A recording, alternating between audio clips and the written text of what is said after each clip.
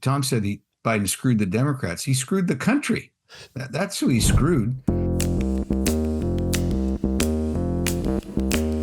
Welcome to RealClearPolitics on Sirius XM for Thursday, May 29th. I'm Andrew Walworth, and I'm joined by RCP co-founder and president Tom Bevan and Washington bureau chief Carl Cannon. So, guys, yesterday, Wednesday, a three-judge panel of the U.S. Court of International Trade handed down a ruling saying that Trump had overstepped his authority when he used what is called the Emergency Economic Powers Act to justify his tariffs.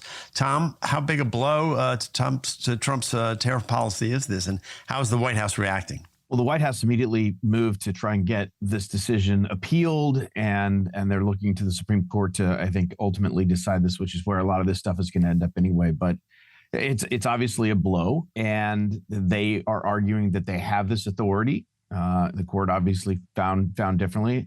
You know, I'm not an expert in this area, but certainly there are areas where Trump has used, and Biden, quite frankly, used different trade laws when national security was involved. They could invoke that and use that for example, tariffs on China, for steel and other products. And so, but apparently, you know, the way that they use the IEEPA, as you mentioned, was found to be unlawful and unconstitutional. So we'll see what this happens. But the administration is also looking at other ways that they can reimpose some of these tariffs if there are other methods that they can use to get these tariffs back. So, but the markets loved it.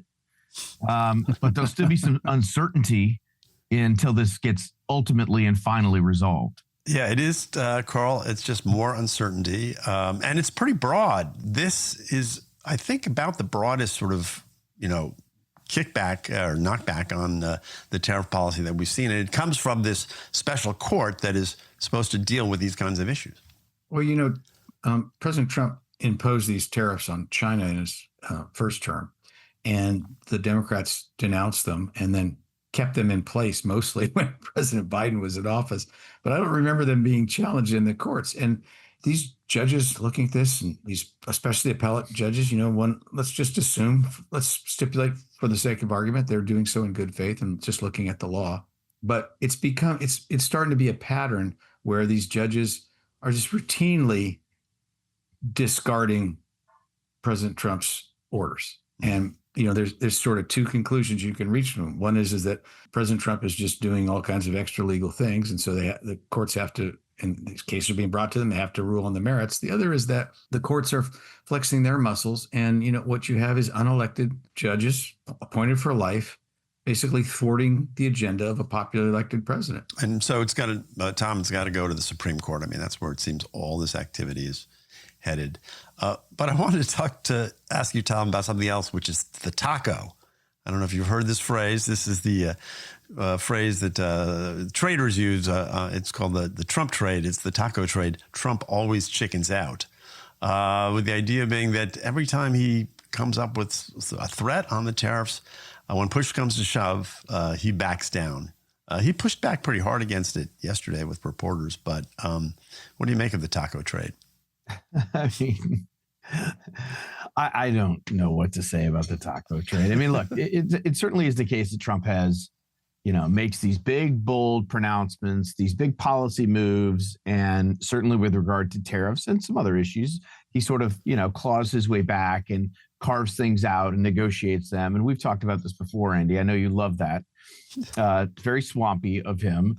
As countries and industries come to him and petition him for some relief, and he'll sort of pick and choose which ones yes, we need some relief for our farmers, or we need some relief for this or that. And so it has been a rather, ad hoc. I mean, that was one of the arguments that when the Trump administration filed for an immediate appeal on this decision, was that this could adversely impact it. There are negotiations with all these different countries right now on trade deals. And so to have this ruling come down in the middle of those negotiations could harm U.S. national security. So I don't know what the appellate court is going to think of that argument, but that's the argument that they're making. Yeah. Because as Tom mentions, Carl, he's in the middle of this negotiation with the EU. It's pretty critical. And he was going to put this 50% tariff on them. Now he's sort of backed off on that. But But and today they have not. They were asked to respond. They said, "Well, we're not going to talk about U.S. law," which is a smart thing for EU to do diplomatically, I suppose. But it does make running the White House pretty difficult if every time you turn around, there's a judge who's, reversing your decision. Yeah, I agree with that. But the other thing is that the first term Donald Trump talked about the markets a lot, used what the stock market was doing as a benchmark for success of his policies. Trump 2.0 is not doing that. This, so you pointed out, Andy, so you had this adverse ruling by the court and the stock market liked it. So it puts the president also in a bind. Is he trying to tank the stock market? Well, obviously not, but he's not even sure where he wants to come out on some of these things. Nobody likes to lose in court, but I think the underlying issue, political issue and economic issue, actually policy issue, not political issue, but the economic policy issue for the White House, the underlying problem is that the rationale for tariffs is not well understood, even by a lot of his supporters. Is it to encourage investment in this country? Is it to collect money for the U.S. Treasury? Is it to punish our enemies? Is it to encourage investment in the United States?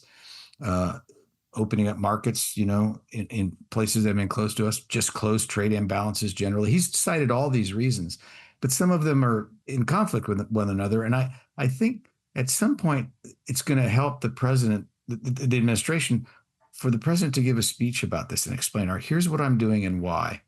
The courts are thwarting me, but I'm right on the law, I'm right on the policy, and here is the policy. And I don't think he's done that yet. Yeah. Well, Tom, as long as we're talking about judges, judge in Boston came down on the side of Harvard on this shocker. Obama appointed judge, and she came down on the side of Harvard again. I guess this is her second bite of the apple, saying that staying Trump's move to stop Harvard from enrolling foreign students. So another blow to Trump in the courts today, I guess. Yeah, and again, another one that I think they're gonna appeal, and they're gonna see this will ultimately go to the Supreme Court's going to be busy with all of these decisions. There was another decision that came down from, again, a Barack Obama appointed judge from Massachusetts, saying that Trump could not revoke any of these the parole for these immigrants that we let in that were from Afghanistan and other places. And she cited this idea that she doesn't want to, it wouldn't be in the public interest for them to be put out of work and have this uncertainty hang over there. To me, that's not the issue. The issue is, does the president have the legal authority or not? All the other stuff, your emotions don't care, right? We'd forget about that. Just, does the president have the legal authority or not?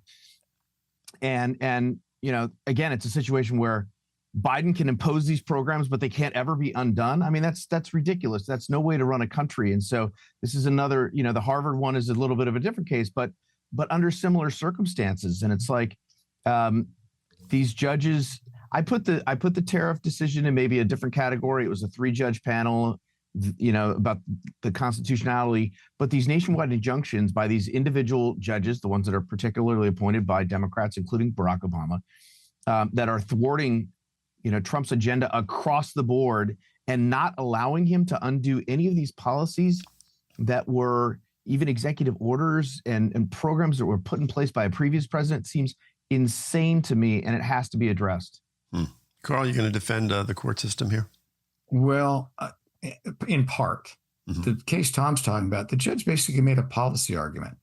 This is not good public policy. I actually agree with that, but Tom's right. That's not the question. She's not a one-person legislature. She's supposed to rule this. The president have this authority. Seems to me he does, but John Roberts will have more to say about it than I do. The other thing is on the Harvard's the foreign students.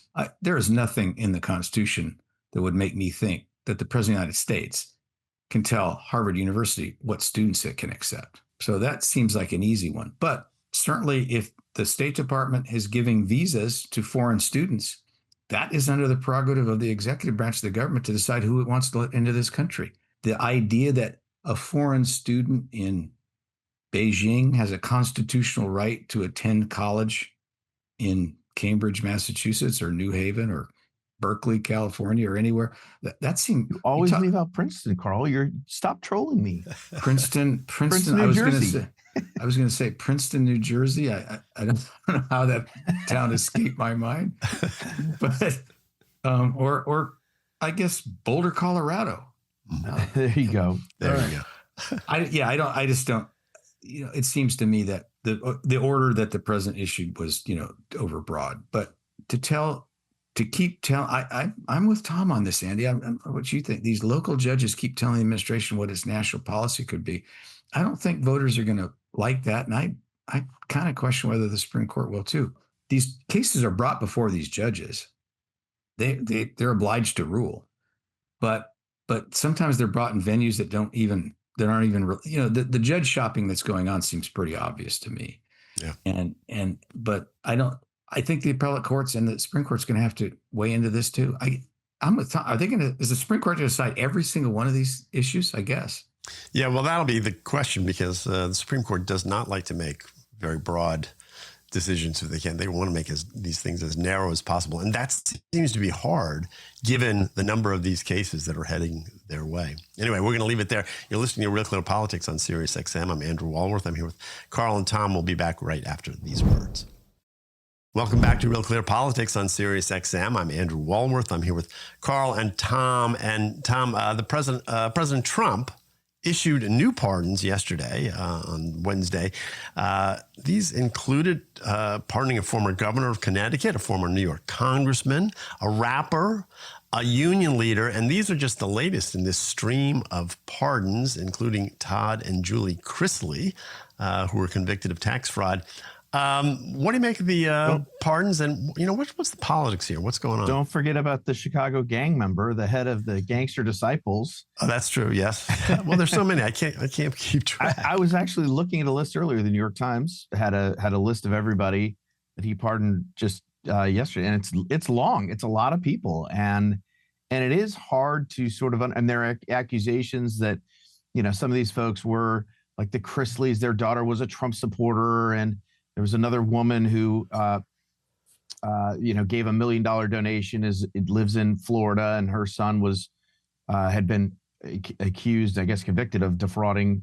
Yeah, this is Paul Walzak's his name. Yeah, but I mean, I'm not sure. Failure to pay more than $10 million in taxes. Hadn't even been sentenced yet, and Trump pardons him. But he paid all the money back, right? Which, again, the judge said she appreciated that, but it didn't make it a get out of jail free card. So, I mean, I'm not sure we have the full details on all of these. I would love to read the pardon applications to understand, what the argument that was made on their behalf, because some of these cases, I think, probably do merit, some leniency and some clemency from Trump if these people were given unduly, harsh sentences or whatever. But again, you get into the weeds on this stuff. I mean, more broadly, Trump is using the pardon more aggressively.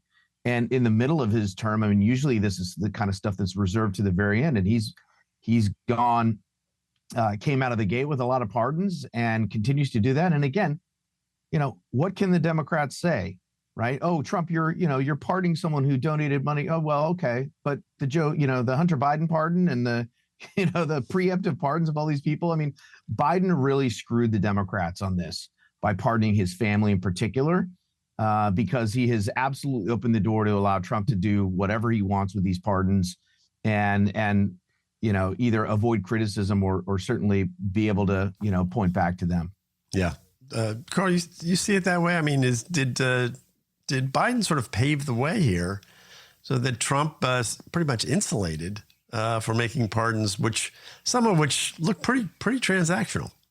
I do agree that Joe Biden is partially to blame for this, but I would take. Tom said Biden screwed the Democrats. He screwed the country.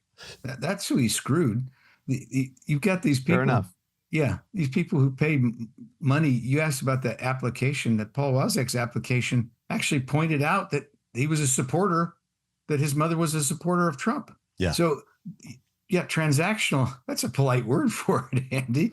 I just think that this is a complete mess. It's going to undermine support for the entire pardon process if it hasn't already. These two administrations together, it's pretty contemptible what they've done. Let's give Bill Clinton the shout out he deserves for that as well. You still thinking about Mark Rich, are we, Tom? That guy had the best name ever. He was like some out of Dickens. Well, he was on the run, Mark Rich. He was on the run. He'd gone on the lam. He'd never even faced justice. He'd given all his money to the Clinton Library and the Clinton campaign, and Clinton pardons him on his way out of office. But boy, that looks like small potatoes compared to what we're dealing with now. Yeah. Well, presidential pardon, Andy, it goes back. We've talked about it. It's in the Constitution, and it's something the founders thought about, and they thought about deeply. And there was one power that the King of England had that they thought was good, which is the power to show mercy and clemency. And I have friends who think that power is, it's un-American. I think it's great, but you can abuse even a great system. And that, to me, is what President Biden and President Trump have done. Well, this Paul Walzak case, Tom, just to give our viewers and listeners a little background, he ran a nursing home empire, I guess, in the south of Florida.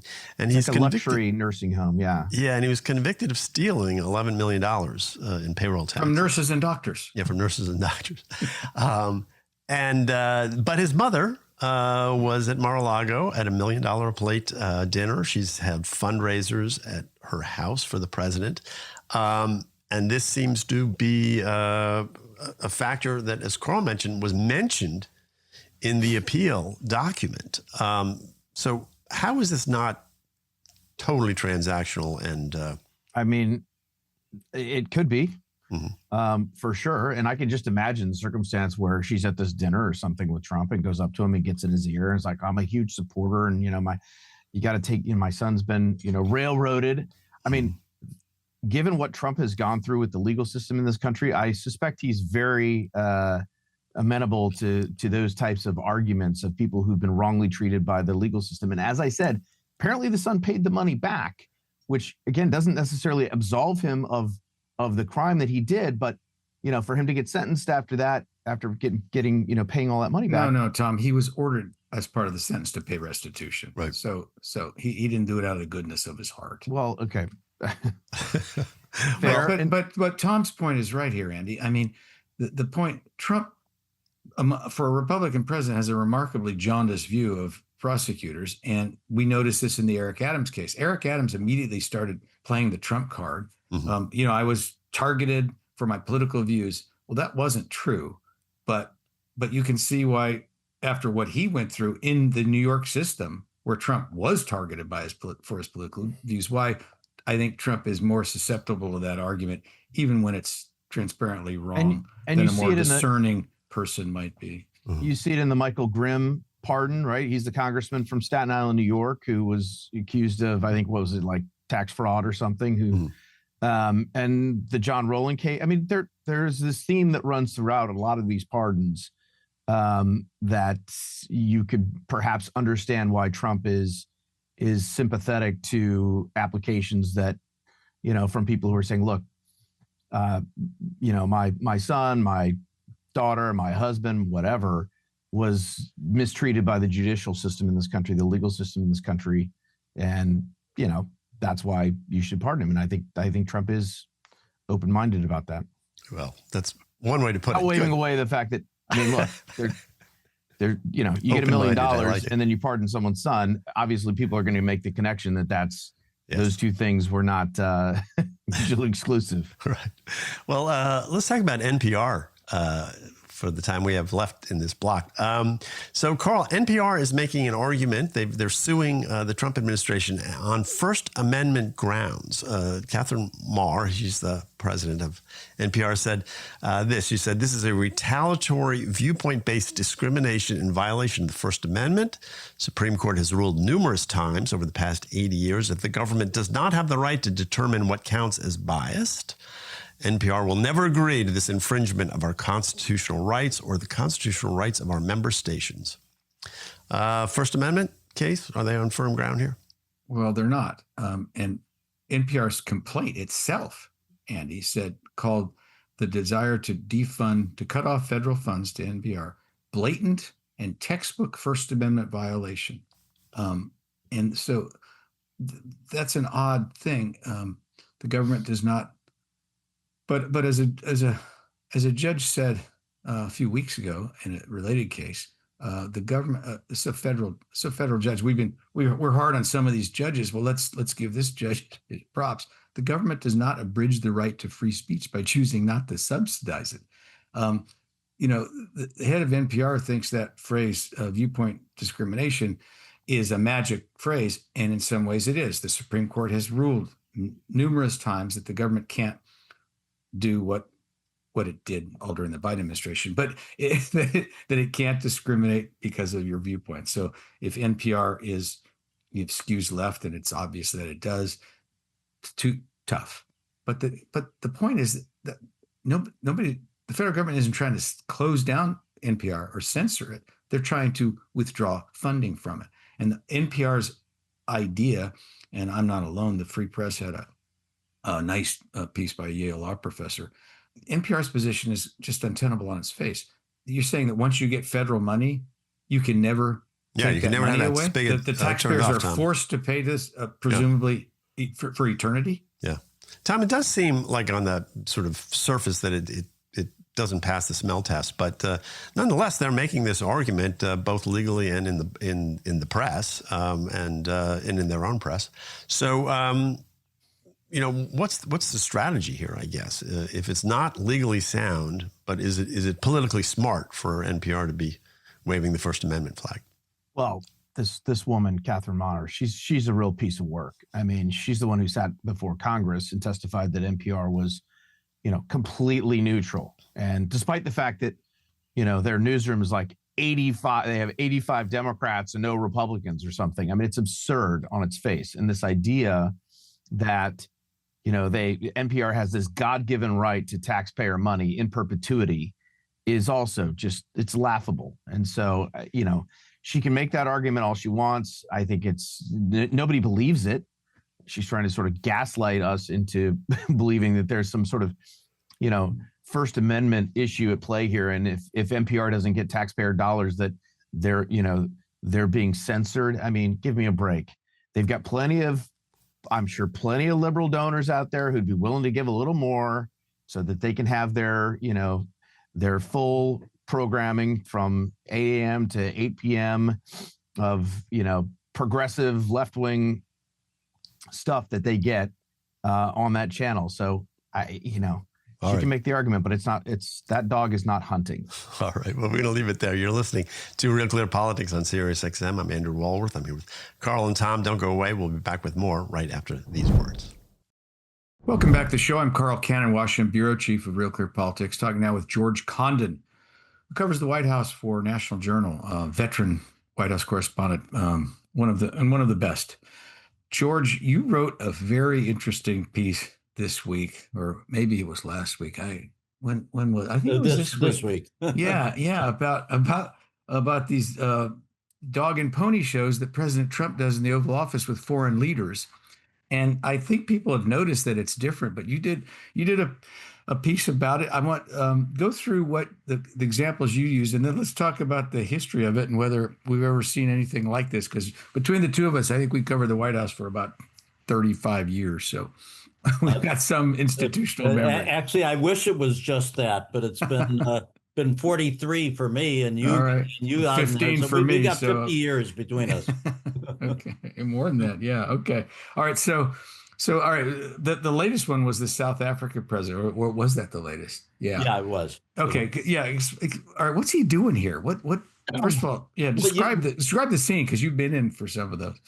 Well, I mean, the scene is so strange in him. To begin with, Trump has so tricked up the Oval Office that it doesn't look like the Oval Office that we've ever seen before. He's added so much gold trinkets and gilt on everything. The fireplace is different. There are knickknacks around like his model of the Air Force One as he wants to see it. So the scene itself is different. then he's had 13 world leaders in, and there's no precedent for the way he treats them. You and I have both been familiar with when a world leader is in, the press is allowed in very briefly to get some pictures, to get a picture of the handshake. That's always a must. And then usually you can get in one or two shouted questions. Now, this is when you're talking about when the pool's ushered in for what we used to call the photo op. And then Right. typically, not always, but maybe half the cases when I was covering the White House, the president would then do a joint presser with the world leader. Yeah, later, not in the Oval Office. Right. Yeah. And those were very stylistic. I remember presidents used to get frustrated because you'd have a world leader and they'd be talking about something that was important to that world leader and maybe important to the president. And, the way the questions would go, the wire services or the TV stations would ask about, the pressing thing of the day, the story of the hour, usually sometimes a presidential scandal, and presidents would get frustrated. Oh, so, well, yeah, the best two examples of that is when President Trump was meeting the North Korean leader, Young. The first question was about Michael Cohen's testimony. Right. On the Hill, and President Trump was not happy about that. And then my favorite was when we were in Ireland and President Clinton was meeting with the Taoiseach in Dublin, and the questions were about sex with Monica Lewinsky. The first one was about Joe Lieberman had said something in the Senate about the scandal, and of course, in Ireland, nobody. I don't even know who Joe Lieberman was. And they weren't really into that. If you remember this, George, the Irish really didn't care about that scandal much either. But right. So I offer that background because I'm not saying the old system was perfect. So all right, but what Trump's doing is a whole different ballgame. Well, the old system was preferable if you wanted to move something diplomatically. The current system is good if you want to score points for domestic politics, because, far from just taking a couple of questions, I counted up the questions that they have taken at these meetings. It's 338 questions in 13 meetings. Well, we're journalists. Aren't we in favor of transparency? We're in favor of that. I'm just talking about does that advance anything diplomatically? Well, you'll notice when, and I'm going to get you back to your story in a minute, but when President Zelensky was here, it certainly didn't. It didn't advance. It actually caused the two countries to retrench, and then they had spent the next month trying to get back to where they were beforehand. But all right, you're listening to George Condon, White House correspondent for National Journal. I'm Carl Cannon, Washington bureau chief of RealClearPolitics. All right, George, go through some of the examples in your story that you wrote about President Trump's new approach to the pool of the foreign leaders and the Oval Office. Well, I mean, the most obvious are the one you just cited, Zelensky, where they went on for more than 40 minutes. Didn't sign the agreement, had to cancel the press conference. It was so contentious. And what's interesting, and I didn't get into this in the story, but this president also invites in a whole cast of others. Vice presidents have never played a role in Oval Office meetings before. And if you go back and look at the Zelensky meeting, President Trump was wrapping it up. He said, okay, one more question. And at that point, Vice President Vance jumped in and said, well, no, I want to say something. And he threw a hand grenade into the whole thing. And it did set back things considerably. And when it was noted that this shouldn't play out on TV, the president jumped in and said, oh, no, I think it's good for the American people to see how this plays out. So let me ask you about that. Now, Donald Trump famously came to office. He had not been vice president or senator or governor. He'd not even been involved in party politics much. He had been involved in a reality TV show. Now, those are not completely, those are hardly unscripted, but still, is that the sensibility from, The Apprentice that he brings to this? What's Donald Trump trying to accomplish with this brand new method of dealing with foreign leaders on camera in the Oval Office with these freewheeling conversations? Well, the first is score political points with the MAGA base. And the second, and he referred to this, after everybody was horrified at what was playing out with Zelensky, and these are pretty high stakes. There's a war going on. And the president just chuckled and said, boy, this is good TV. Well, any producer. I won't argue with that. Yeah. Yeah, it is good TV, but it was terrible for both countries, terrible for the people dying in Ukraine. And what about the South Africa? South Africa was a planned ambush. Everybody used that word. That seems harsh. Well, but there's no other way of saying it. President Trump has been repeating things that just aren't factually true about what's going on in South Africa involving white farmers. And the South Africans, the president wanted to come in and get things going on trade. He wants improvements on trade with the United States, and that's why he was willing to come in. And he knew that there would be that the white farmer situation would come up. And to counter that, he brought in, talk about props, sort of the white members of his cabinet, his agriculture guy, and some pro golfers who were buddies of President Trump, and thought that would be a sign to the president that your white friends say that isn't true. Let's move on. All right, except that one of the white golfers said farmers are being killed in their homes. It was an interesting. Well, wait. Let me get this out because, but the president misstated the evidence. He had these crosses, these white crosses. He said first of all that they say one was for every farmer. That was way exaggerated.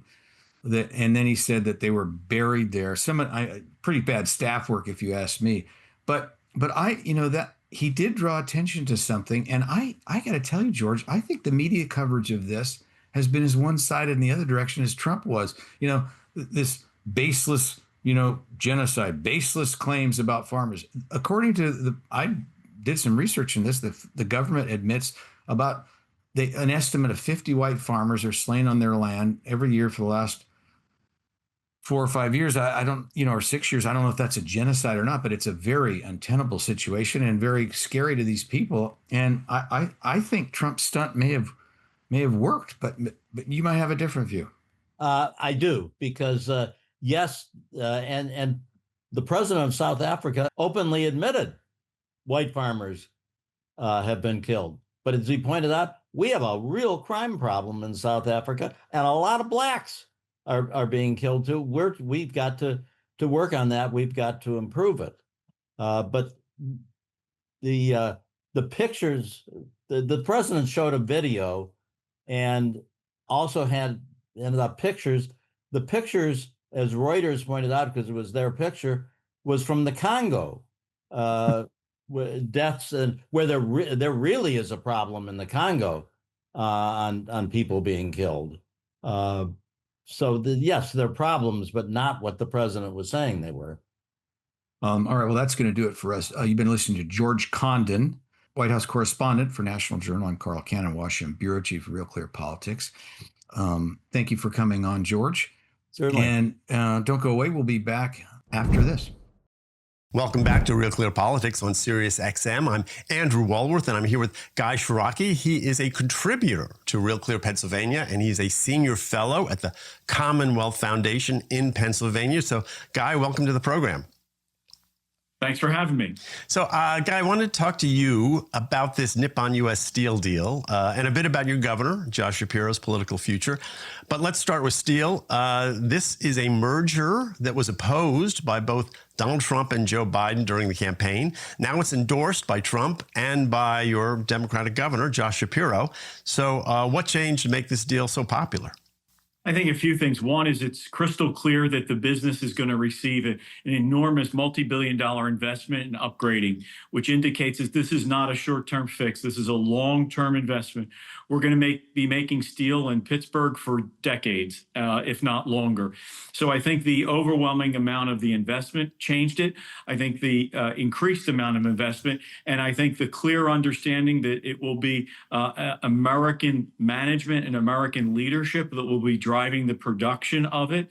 So we have more money, permanent jobs, and American management. Now it's an excellent deal. Yeah. So what happened, I guess, was that the Nippon said they would increase the amount of money they were going to put into U.S. investments. I think it was like $14 billion or something that was the raise. And then, as you say, there's what they call a golden ticket, which you'll have to tell me what that is. But there's going to be an American CEO for the company and a majority of Americans on the board. But Correct. So if I got that right, but what is this golden ticket? The idea that if it falls apart, the investment dollars would remain. Huh. That there's sort of if you sort of like a bank, a penalty for early withdrawal. If for some reason this falls apart, there's still money left for the steel plant and the workers in the community. So it's really a win-win. It is an exponentially better deal. And why do you think this was so important to Nippon that they would keep, pursuing this and make these what at least the Trump administration considers major concessions? Well, I think twofold. One is they want access to our manufacturing. They want a say and an ability to access the steel made in America in one of the places in the world that's been making steel for a long time. I think second is it strengthens the ties between Japan and the United States in a world of instability, with some suggesting that America doesn't want to be engaged in the world. This is strengthening a relationship now that is decades old between Japan and the United States. So I think for them, it's a financial benefit, it's an asset benefit, but it's also a foreign policy benefit, which is why I think folks in both countries wanted this to happen, and I'm glad it has. And so, on this security issue, a lot of people didn't buy this. I mean, Japan has been our major ally. They've got huge investments in the U.S. I mean, it's a very strong relationship. How real, in your view, was this sort of national security component of the argument, and how much of it was just sort of domestic politics or labor politics? Well, I think those, Andrew, those all played a factor. I do think that it was a foreign policy issue. I still think, particularly here in Pennsylvania, where COVID and the COVID sanctions lasted a lot longer, I think there's still a concern that things that are important to our day-to-day life come from other places, be it China, Japan, Vietnam, the things we need. And steel is, in the DNA of Pennsylvania as much as anything else. And the idea that we would either see a steel plant closed or have a steel plant that was owned by a foreign company or country, even if it was an ally, symbolically and tangibly meant a great deal that it remain with American leadership.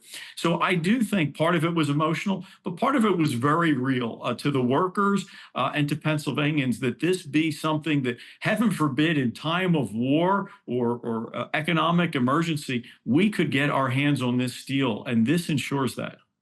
And how does it affect the politics of Pennsylvania, which is this purple state? It was so important in the last election. Certainly will be important again. Who wins by this? I mean, because it's Trump got the deal across the goal line, but like I said, your governor endorses it, and seems to be sort of bipartisan. So I think that Trump wins. I hate to look at these things, right? You're right to ask it. I hate to reduce it to partisan politics, but the reality is this is a win for Trump. It's also a win for Trump in his remaking of the Republican Party, in terms of welcoming in the men and women who make things. What were formerly thought of as blue-collar union workers that were the backbone of the 1980s Democratic Party, they're now the backbone of the 2020s Republican Party. And I think you now will have thousands of people at this plant, but also tens of thousands of people that supply it. And for your folks listening across the country, Pittsburgh and that region is also home to a Saudi Arabia's worth of natural gas, and you need pipes and you need infrastructure to go and get the gas and to ship the gas and to turn that gas into everything from steel down to Under Armour shirts. So it's an enormous win for the Republican Party. I think for Shapiro, this showed yet again, he has one eye on Pennsylvania and one eye on Iowa and New Hampshire. He was very late to the party. He tried to remain out of it and sort of just said, I'm rooting for a good conclusion. And he has jumped on now. I think that means now that the deal is set, he'll make sure on the Pennsylvania side of it, it'll work. But I think it underscored what many of us have seen, which is because he's looking to not only Pennsylvania, but nationally, he goes into these major issues with a great deal of caution. As we say, he leads from behind. You're listening to Real Clear Politics on Sirius XM. I'm Andrew Walworth. I'm here with Guy Shiraki. He is a contributor to Real Clear Pennsylvania, an expert on all things having to do with Pennsylvania politics. So yeah, Josh Shapiro, presidential bid in the outing. What's going on in the governor's mind right now? So I think he continues to try and govern in Pennsylvania hands off. It is very much leading from behind. He gives speeches and leaves his staff in the legislature to work out the details. He hasn't been really getting his hands dirty. You don't see him in the Capitol building. You see him a lot out shaking hands, kissing babies. And I think when he speaks to larger issues or takes pictures, it's very much of a mindset of, will folks like Real Clear, will other national media capture those pictures or those messages? I think he's trying to have the best of both worlds. We'll see how long he can be successful in that sort of being around big issues, but not really getting his hands dirty on these major issues. He talks about school choice, but he doesn't really push for it. He wants the steel plant to survive, but he's not necessarily shuttling back and forth to Pittsburgh and Tokyo to make it happen.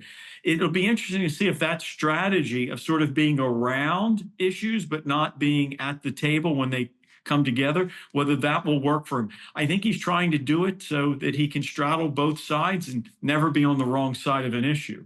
And yeah, I mean, that's hard to run for president and be totally cautious. And he's in that sort of moderate lane, I guess, if you want to think of the Democratic Party, which I think is getting kind of crowded, for one thing. Lots of governors and lots of people trying to sort of move to the center where Shapiro is sort of identified, I guess. And I'm wondering, you know, how if you're Josh Shapiro, how do you view the race in those terms? I mean, is there a clear shot for him, or does he have to move left? Does he have to move right? What do you think his strategy is? Yeah, I think it's an excellent observation. My sense of him as a candidate for governor and now as governor is that he tries to keep both one foot planted in the progressive lane and one foot planted in the moderate lane. And I think he's trying to, if you will, you know, he's riding on two skis and hoping he doesn't hit a tree. He wants to be able to pivot to either lane. Does he want to run to the left of Gavin Newsom or to the right of Gavin Newsom? Does he want to run to the left of Tim Walz or the right of Tim Walz? So he's moderate in his tone and his appearance. As we say, you know, he wears a Brooks Brothers suit, but doesn't wear a tie. So that sort of embodies who he is. He sort of is in both of those camps. He doesn't talk in the harsh terms that a lot of folks here come out of Washington, but he's spending us into debt. He talks about school choice, but has not, in fact, vetoed the only piece of school choice legislation while he's increasing funding to public education. He wanted the Steele deal to work out, but he didn't want to pick a side in how it got done. So I think what you're seeing is he's going to do that until he's forced to pick a lane, and it's going to be up to Democratic Party leaders and Democratic voters to decide in Pennsylvania, do we like a governor who doesn't have his attention here? And nationally, will they let him ride both lanes, or will eventually Gavin Newsom, Tim Walz, Kamala Harris, will somebody force him to pick a lane, and will he be comfortable there? Yeah, we're going to have to leave it there. This has been great. I want to thank you for being on. I've been talking with Guy Shiraki. He is a contributor to Real Clear Pennsylvania. You can read his stuff there. He's also a senior fellow at the Commonwealth Foundation in Pennsylvania. Guy, thanks for being on the program. Thanks. I enjoy talking about Pennsylvania, which stays in the news even between presidential elections. It certainly does. We'll be checking back with you again, I'm sure. Hey, you're listening to Real Clear Politics on Sirius XM. I'm Andrew Walworth. That's our program for today. Have a great evening, and we hope to see you back here tomorrow.